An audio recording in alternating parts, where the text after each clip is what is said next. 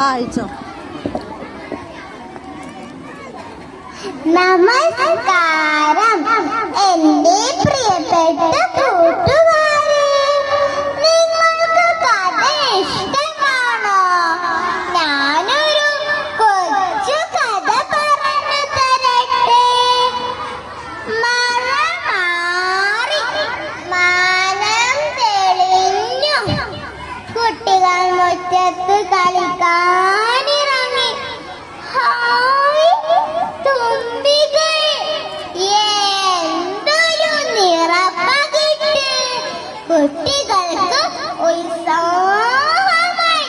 അവർ തുമ്പിയുടെ പുറകെ കൂടി നടന്നും ഓടിയും ചെന്നെത്തിയതു ഒരു വലിയ മതിൽക്കെട്ടിനുള്ളിലാണ്. നിറയെ പൂക്കൾ. നോക്കൂ, പല വർണ്ണങ്ങളുള്ള പൂത്തുമ്പികൾ. മതിൽക്കെട്ടിനുള്ളിൽ പൂന്തോട്ടത്തിൽ കുട്ടികൾ കളിച്ചുല്ലസിച്ചു. സന്ധ്യയാകുമ്പോൾ അവർ മടങ്ങിയത്.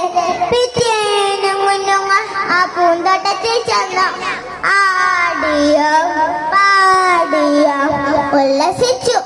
അങ്ങനെ ദിവസങ്ങൾ കടന്നുപോയി. ഒരു ദിവസം പതിവ് പോലെ പൂന്തോട്ടത്തിൽ കയറിയ കുട്ടികൾ ആ ഭീകര രൂപം കണ്ട് പേടിച്ചോടി.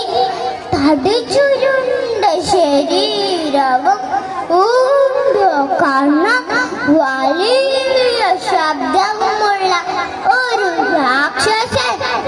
അയാളാണ് ഈ തോട്ടത്തിന്റെ ഉടമസ്ഥൻ. എങ്ങോട്ടോ യാത്ര പോയി മടങ്ങി വന്ന രാക്ഷസൻ തോട്ടത്തിൽ കിടന്നിറങ്ങുകയായിരുന്നു. കുട്ടികളുടെ ബഹളം കേട്ട് രാക്ഷസൻ ഞെട്ടിയുണർന്നു. ആരാണിവർ? എന്റെ തോട്ടത്തിൽ വന്ന് കളിക്കാൻ എങ്ങനെ നിങ്ങൾക്ക് ധൈര്യം വന്നു? പുറത്ത് കിടക്കോ? ഇവിടെ കണ്ടുപോകരുത്. ഭയം നിറച്ച കുട്ടികൾ ജീവന് കൊണ്ടോടി. രാക്ഷസന്റെ പൂന്തോട്ടം നിശബ്ദമായി. പിന്നെ അവിടെ കിളികൾ പാടിയില്ല, പൂമ്പാറ്റകൾ പറഞ്ഞില്ല, പൂത്തുമ്പികൾ നൃത്തം ചെയ്തില്ല. രാക്ഷസന് നിരാശയായി. പൂക്കളില്ലാത്ത പൂന്തോട്ടം ഒരൊറ്റ പൂ പോലുമില്ല. ചെടികളെല്ലാം ഉണങ്ങി. എവിടെ പൂമ്പാറ്റകൾ, പൂത്തുമ്പികൾ? രാക്ഷസന്റെ കണ്ണുകൾ ഈറനണിഞ്ഞു. അയാൾ കുട്ടികളെ തേടി പുറപ്പെട്ടു. വരൂ കുട്ടികളെ, ഈ പൂന്തോട്ടം നിങ്ങളുടേതാണ്. നിങ്ങൾ വന്നാലേ പൂമ്പാറ്റകളും പൂത്തുമ്പികളും ഇങ്ങോട്ട് വരും.